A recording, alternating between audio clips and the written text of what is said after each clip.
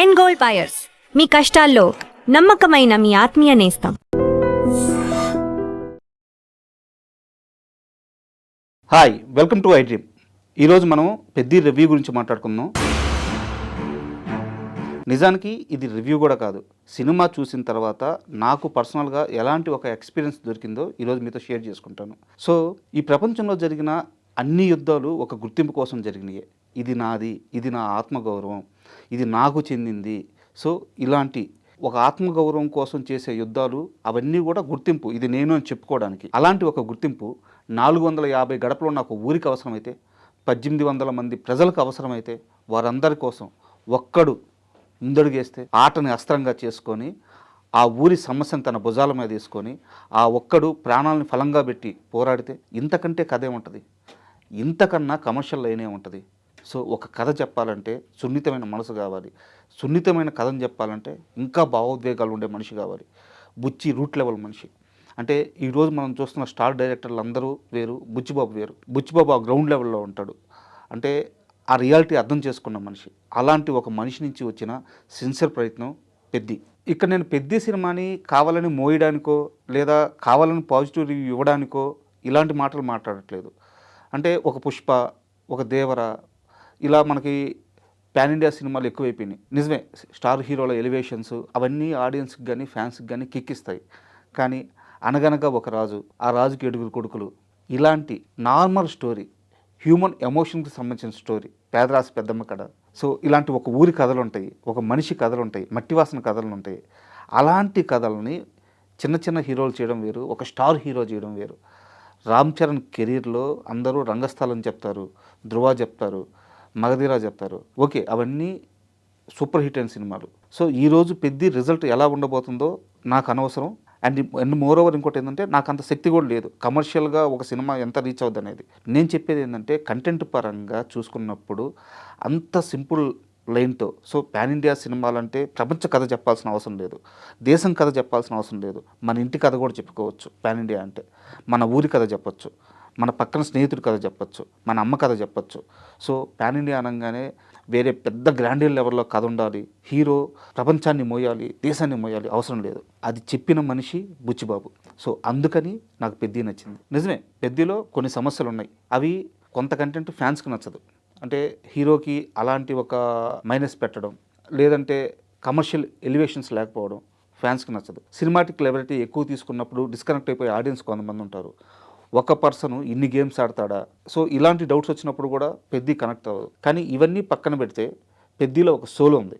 ఆ సోల్తో ట్రావెల్ అయితే ప్రతి ఆడియన్కి ఏదో ఒక మూమెంట్లో ఎక్కడో దగ్గర ఒక ఎమోషనల్ అటాచ్మెంట్ వస్తుంది. మన ఊరు గుర్తొస్తుంది, మన స్నేహితుడు గుర్తొస్తాడు. ఊర్లో అక్కడే ఉండిపోయి ఊరిని ప్రేమిస్తూ ఊర్లోనే బతికినా సచ్చినా ఊర్లోనే ఉండాలని నిర్ణయించుకున్న కొంతమంది మట్టి మనుషులు గుర్తొస్తారు. అది పెద్ద సినిమా. సో ఈ మధ్యకాలంలో రిలీజ్ అయిన కమర్షియల్ సినిమాలు, పాన్ ఇండియా సినిమాలు కంపేర్ చేసుకొని చూసే వాళ్ళకి పెద్ది కాస్త డిసప్పాయింట్ చేసుద్ది.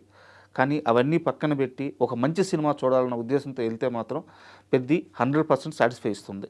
సో ముందుగా మనం పెద్ది సినిమా విషయానికి వస్తే అందులో పాజిటివ్ విషయాలను మాట్లాడుకుందాం. పెద్దికి అతిపెద్ద అసెట్ ముందుగా మనం అనుకున్నట్టు ఆ పాయింటే, ఒక ఊరి గుర్తింపు ఏదైతే ఉందో ఆ పాయింటే. దాన్ని పక్కన పెడితే నెక్స్ట్ బలం బుచ్చిబాబు డైరెక్షన్, బుచ్చిబాబు రైటింగ్, ముఖ్యంగా రైటింగ్. అంత సెన్సిబుల్ రైటింగ్స్ ఈ మధ్యకాలంలో నేను ఎక్కడ చూడలేదు. లాస్ట్ క్లైమాక్స్లో హీరో మాట్లాడాల్సిన ఒక సందర్భం వస్తుంది. సో మామూలుగా రైటర్ అనే ఎవరైనా సరే, డైరెక్టర్ ఎవరైనా సరే అద్భుతమైన డైలాగులు రాసుకుంటారు. ఆ డైలాగుల నుంచి ఒక ఎమోషన్ వస్తుంది. కానీ క్లైమాక్స్లో హీరో స్పీచ్ మొదలవ్వక ముందు తన చేతికున్న రింగును తీసి హీరో తన ముక్కుకిట్టి తగిలించుకుంటాడు.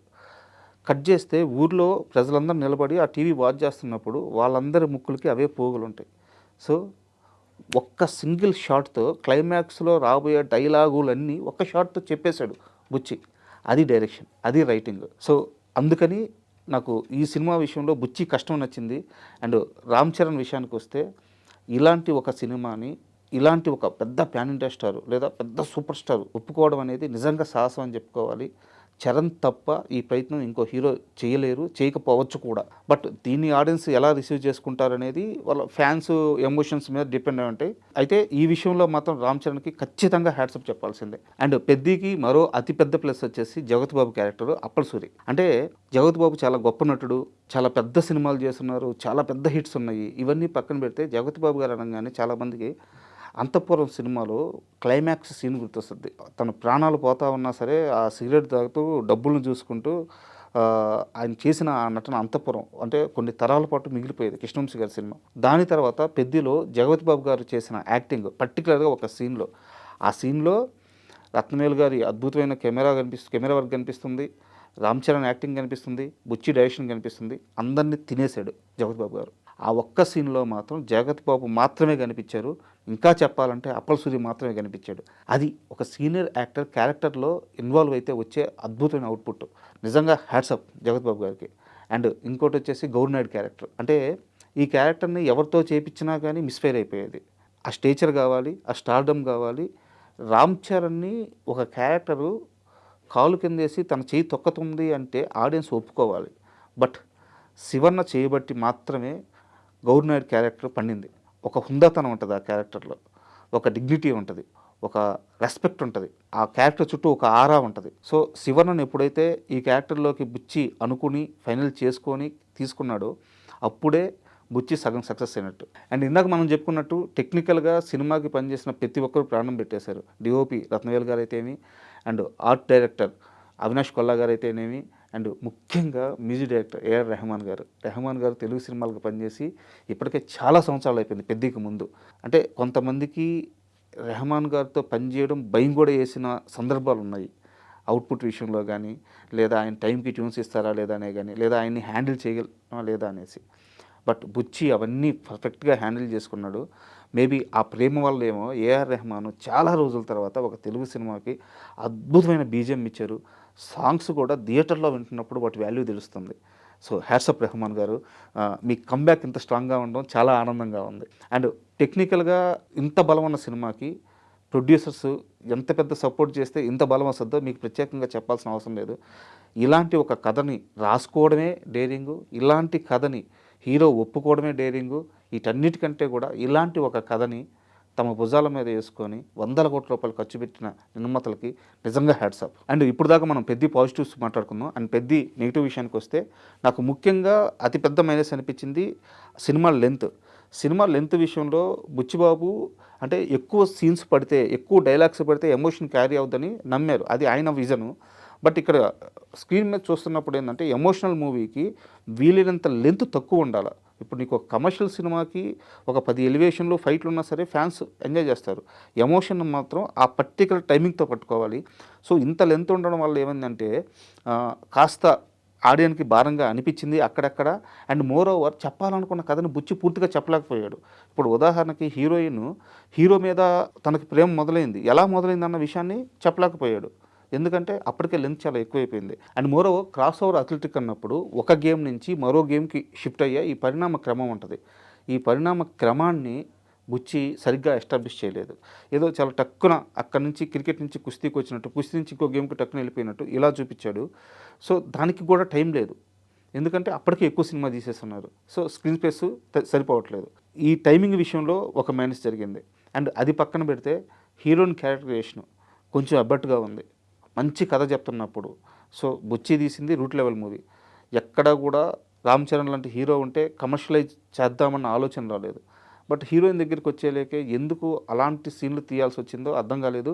నిజానికి ఈ సినిమాకి అవసరం కూడా లేదు. ఒక మంచి అద్భుతమైన సోల్ ఉన్న పాయింట్కి అలాంటి ఒక క్యారెక్టరైజేషన్, అలాంటి ఒక గ్లామరైజ్డ్ సీన్స్ అవసరం లేదు. బట్ బుచ్చి జాన్వీ కపూర్ ఉంది కాబట్టి తన ద్వారా కమర్షియలైజ్ తీసుకురావాలనుకున్నారు. మేబీ అది అతని చాయిస్, బట్ నాకు నచ్చలేదు. అండ్ దీంట్లో మరో పెద్ద మైనస్ వచ్చేసి ఇన్ని గేమ్స్ పెట్టడమే మైనస్. ఎందుకు అంటున్నానంటే ఆడియను కొంత టైం పీరియడ్ వరకు క్రికెట్తో ట్రావెల్ అవుతాడు. ఓకే, క్రికెట్ కాదు కుస్తీ అంటారు. కుస్తీ కోసం రామ్ చరణ్ గారు పడ్డ కష్టం, ఆ బాడీ బిల్డప్, ఆ బాడీ బిల్డింగ్, ఆ షార్ట్స్ మొత్తం ఆ ర్యాండ్ రెస్ట్రిక్ట్గా చూపించిన విధానం అద్భుతంగా ఉంది. ఆడిన ఆ కుస్తీ ఎపిసోడ్తో ఆ సీక్వెన్స్తో ట్రావెల్ అవుతూ పోతుంటాడు. ఆల్ ఆఫ్ సడన్గా దానికి ఒక నెగిటివ్ ఎండింగ్ ఇచ్చి ఇక్కడ నుంచి మరో గేము మేము షిఫ్ట్ అవుతున్నాం, మీరు కూడా షిఫ్ట్ అవుతుందని ఆడియన్స్కి చెప్తే అది అంత కరెక్ట్గా అనిపించలేదు. సో ఇన్ని గేమ్స్ లేకుండా ఉంటే బాగుండేది అనిపించింది. అండ్ ఇప్పుడు ఇంకాస్త ఓపెన్గా మాట్లాడుకుందాం. నిజానికి పెద్ద కథ మిగతా ఏ స్టార్ హీరోలు చేయరు. ఎన్టీఆర్ కానీ, ప్రభాస్ కానీ, అల్లు అర్జున్ కానీ వీళ్ళెవరూ పెద్ద కథ ఒప్పుకుంటారు అని నేను అనుకోవట్లేదు. ఈవెన్ మహేష్ బాబు కానీ. సో రామ్ చరణ్ ఒప్పుకోవడానికి ఒక బలమైన కారణం ఉంది. ఓపెన్గా మాట్లాడుకుంటే రామ్ చరణ్కి బిగ్గెస్ట్ మాస్ హిట్స్ ఉన్నాయి, కానీ యాజ్ ఏ యాక్టర్గా చరణ్ అద్భుతమైన నటుడు అని చెప్పడానికి ఒక రంగస్థలం, ఒక ధృవ తెప్పించి మరో సినిమా లేదు. ఇంకా 666 ఇవన్నీ కూడా డైరెక్టర్స్ ఖాతాలో పడిపోతాయి. అంటే అద్భుతమైన నటుడు అంటే okay, commercial star, mass hero, pan India star. But as a యాక్టర్గా రామ్ చరణ్ ఇంకా ఇంకా ఇంకా తను ఆ తపంలోనే ఉన్నాడు. సో అలాంటి ఒక హీరోకి పెద్ద లాంటి కథ దొరికినప్పుడు అతను వదులుకోకుండా పట్టుకోవడం అండ్ అలాంటి డిసిషన్ తీసుకున్న తర్వాత అంతే స్థాయిలో సినిమాలో యాక్ట్ చేయడం, అంతే విధంగా కష్టపడడం నాకు చాలా బాగా నచ్చింది. సో ఇది రామ్ చరణ్ కెరీర్లోనే తీసుకున్న బెస్ట్ డిసిషన్ నేను బలంగా నమ్ముతున్నాను. అయితే ఈ సినిమాకి ఇంకో పెద్ద మైనస్ ఏంటంటే ఫ్యాన్సే అవుతారని నాకు అనిపిస్తుంది. ఎందుకంటే రామ్ చరణ్ సినిమాకి వెళ్ళే మాస్ ఆడియన్స్, వాళ్ళ ఎక్స్పెక్టేషన్స్, వాళ్ళు కోరుకునే స్టఫ్ వేరే లెవెల్లో ఉంటుంది. ఈ సినిమా వెళ్ళే విధానం వేరే లెవెల్లో ఉంటుంది. కొన్ని రోజులు మాత్రం ఫ్యాన్స్ కామ్గా ఉంటే న్యూట్రల్ ఆడియన్స్కి అండ్ ఫ్యామిలీ ఆడియన్స్కి, ముఖ్యంగా చిన్నపిల్లలకి ఖచ్చితంగా నచ్చి తీరుతుంది. సో కమర్షియల్ వైజ్ మాట్లాడుకుంటే ఫ్యాన్స్ కొన్ని రోజులు ఈ సినిమాని మోస్తే మిగతా తర్వాత అంతా ఈ సినిమా ఫ్యాన్స్ని మోస్తుంది. రామ్ చరణ్ ఫ్యాన్స్ ఎలాంటి హిట్ కావాలనుకుంటున్నారో అలాంటి హిట్ అయ్యే ఛాన్స్ ఉంది. సో ముందుగా ఈ కథ రాసుకున్న బుచ్చికి, ఈ కథను ఒప్పుకున్న రామ్ చరణ్కి, ఈ కథను సినిమా తీసిన నిర్మాతలకి అండ్ బుచ్చి విజన్కి అండగా నిలిచిన టెక్నీషియన్స్కి, వీళ్ళందరికీ కూడా నా ప్రత్యేక కృతజ్ఞతలను ఎందుకు చెప్తున్నానంటే ఇలాంటి ఒక కథ చాలా అవసరం. మన పిల్లలకి చూపించాలి, మన ఊరి గురించి తెలియజేయాలి, ఊర్లో ఉండే మనుషుల గురించి చెప్పాలి, ఆ ఎమోషన్ని వాళ్ళలో ఇంజెక్ట్ చేయాలి. ఈ ప్రయత్నం చేసిన మూవీ యూనిట్ మొత్తం నిజంగా నా కృతజ్ఞతలు. అండ్ సినిమా కమర్షియల్ రీచ్ గురించి కానీ ఎంతవరకు వెళ్తుందనేది కానీ పక్కన పెడితే ఒక మంచి ప్రయత్నం చేశారు. ఆల్ ద బెస్ట్ అండి. And for more videos, Please subscribe to iDream channel. Subscribe to iDream Media. Please subscribe to iDream. Please subscribe to iDream. Please subscribe iDream. And please subscribe to iDream. For more videos, subscribe to iDream. please like, share and subscribe to the channel. Congratulations, iDream. Subscribe to iDream. Subscribe to iDream. So subscribe to iDream Media. iDream team అందరికి huge congratulations. Please subscribe iDream Media. Please subscribe to iDream.